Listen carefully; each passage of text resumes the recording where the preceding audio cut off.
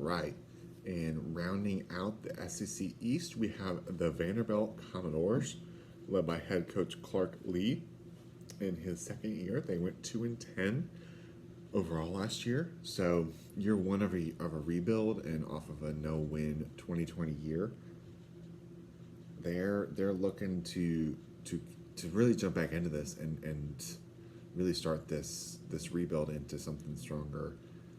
It's tough, when you play in the SECs in the East and having to face the likes of Georgia and Tennessee and Florida, and when you're playing so far behind when it comes to facilities, and definitely a school that puts more emphasis on academics compared to their athletics. When you look at the ratio, maybe compared to other schools, it's a strong uphill battle, and I think this position is a little bit tougher than maybe they even realized with so many transfers that were coming out of the program. So there are some positives coming out of this, but it's hard. It's hard to look past things like a 21 straight, SEC losses, and I think it really comes to all these teams, but a team like Vanderbilt, it's different sets of expectations. I think are important for them. I think it's not realistic for them. Or it would be wonderful if they went, 500 and went bowling, and they're, in this year or two. I just don't know if that's realistic. I think you take care of business in the non-conference. You can't lose to an FCS team. I mean, especially by like 20.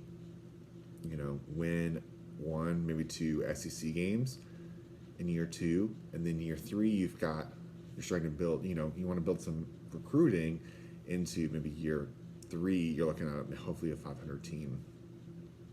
And can go bowling with that and get that extra set of reps in practice. I think it's even underrated.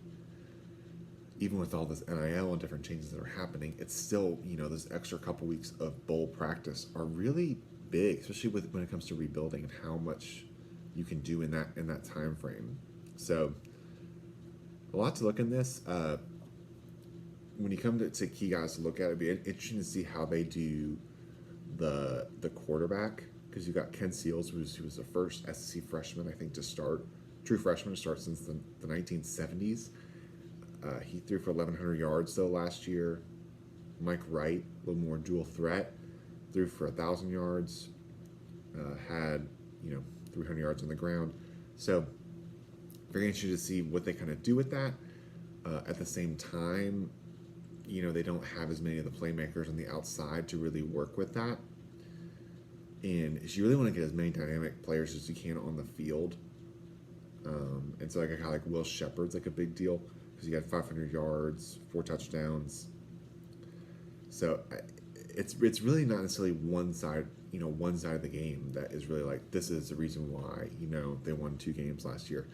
It's really across the board, and there's just a lot to rebuild. And so you have to focus where you can. So on offense, I could see them going with like maybe a Mike Wright, just because he gives you that dual threat option you have to make teams focus on.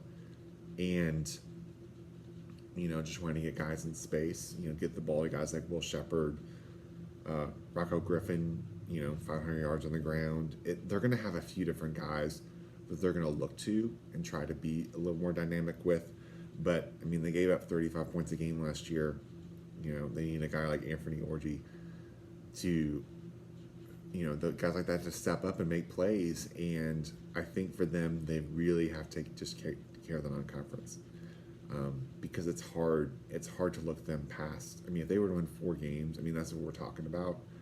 That'd be a big year, I think, for them, honestly. And I'm not even being funny about that. I think that's just the kind of rebuild that you're in. And at a school like Vanderbilt, maybe not the same as like a Wake Forest or a Duke or something like that in the ACC. Like it can take a few years to even establish yourself, in that 3rd year, in that 4th year with players. And then when they have the new coaching staff, they had a bunch of transfers out. So it's somewhat harder now to keep that synergy going forward if you have guys leaving the program. So you really have to buy into that culture and really have to buy into belief of that, what they're doing there. It's very interesting to see, even like a guy like a Kane Patterson, for example, coming out of Clemson, guys from other cultures and wanting to build that in to what's going on there. And there's really a belief that, they can do and believe what the program's saying. Lee had really has strong defenses at Notre Dame, and I think I'm just wanting to see what that looks like in year two. Once it's almost just like last year. You have to just go, fight through those dings and knocks against you, and kind of see what you're working with, and then start to build on that into year two.